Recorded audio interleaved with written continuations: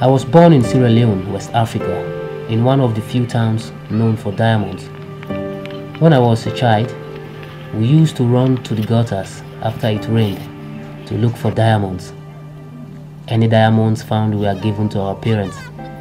My mother in return used to give me few coins. She was known for her vast land for mining diamonds. Every month, white people, especially Englishmen, came to my mother with foodstuff and mining tools in return for all the diamonds. All those exchanges were not enough. I still grew up in poverty.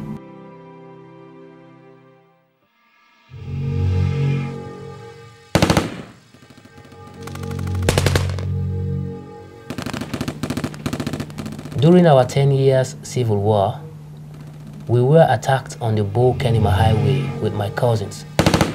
They were both killed in front of my face, just because of their surname. I was in the jungle for a few months, but one day I managed to escape. I was a child combatant.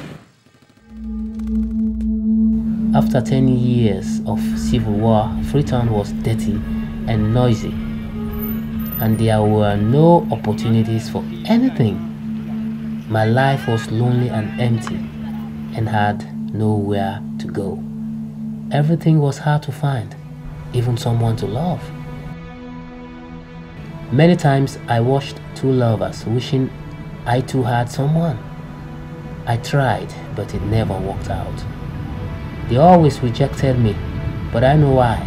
I'm just a countryman with no money. I managed to find someone, and she took care of me. And for a while, life was manageable, but she only lived for a few years and then died.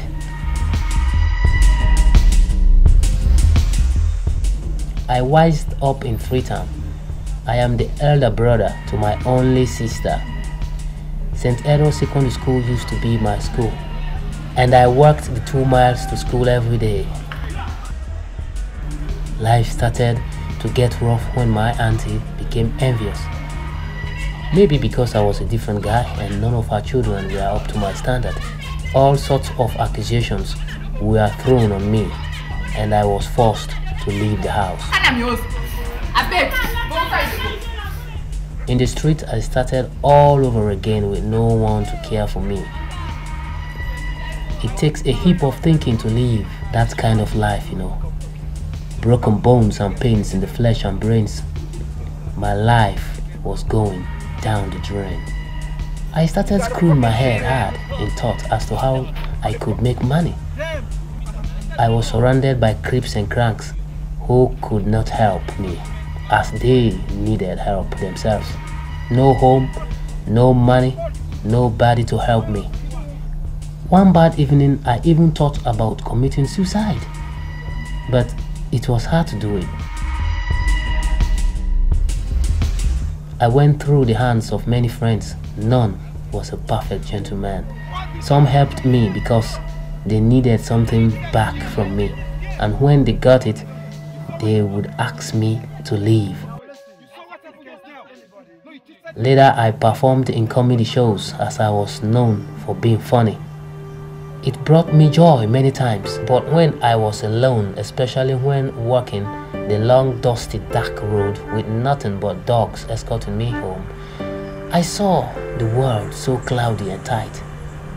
But there was my pastor, putting me on the right track to run the race of life. I love my pastor. All the years I wasted, I discovered my potential when I joined IAN, Sierra Leone. I was trained to computer, music and filming. After a few months, I became a youth volunteer and taught other children what I had learned.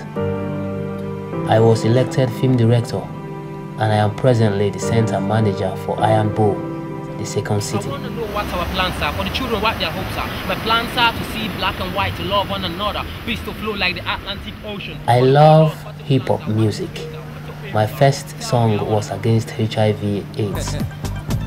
I can rap. I discovered my talent the hard way. I believe there is still more to discover, and I don't want to turn grey before I have delivered my talent to the world. I want to study cinematography and then help street children because I know the pain they go through. Life in the city is not easy, but I will stand my ground until I spring up.